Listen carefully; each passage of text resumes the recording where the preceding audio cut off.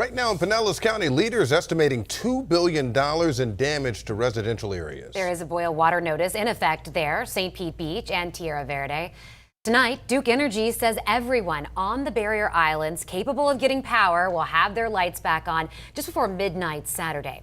Helene joins us live from Treasure Island. And Rochelle, there are still parts of the area that don't even have access to water at this hour. Yeah, we got an update from the city. They said thousands, we're talking thousands of people still don't have water. Those that do are under a boil water notice. We're at the Bilmar Beach Resort. They're actually one of the first businesses here to be able to reopen to the public, but considering the issue with water, they've had to get creative. So they're actually using some of these hand washing stations. They're also using bottled water to be able to reopen to the public. They've welcomed employees, patrons. We have a dog here named Steven. They're welcoming people back. We spoke to the general manager. He told us it was important for them to work around the clock to do this, to give people a sense of normalcy after everything they've experienced. In the wake of Hurricane Helene, the Bilmar Beach Resort on Treasure Island is now home to many firsts. In damage caused, the property got the most damage in the history of the Bilmar, which is a 63-year history. And tears shed.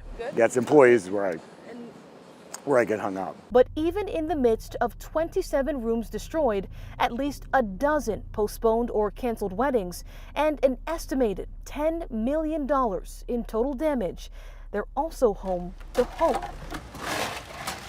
As they reopen their doors, at least partially, to welcome employees back to their restaurant and people back to eat. I think the community needs that.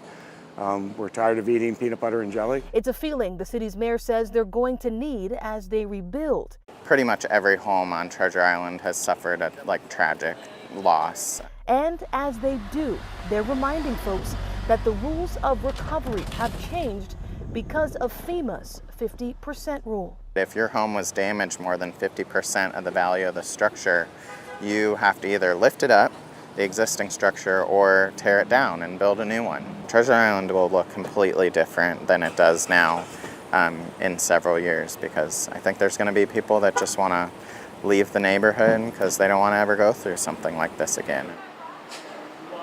And the mayor is also issuing a reminder to folks when it comes to electricity, right? They're still turning the power back on for some people. They say if you're getting your power restored, it's important for you to have your main breaker turned off so that when the power is restored, a fire doesn't start, because so many homes here have taken on water and that could potentially cause a fire.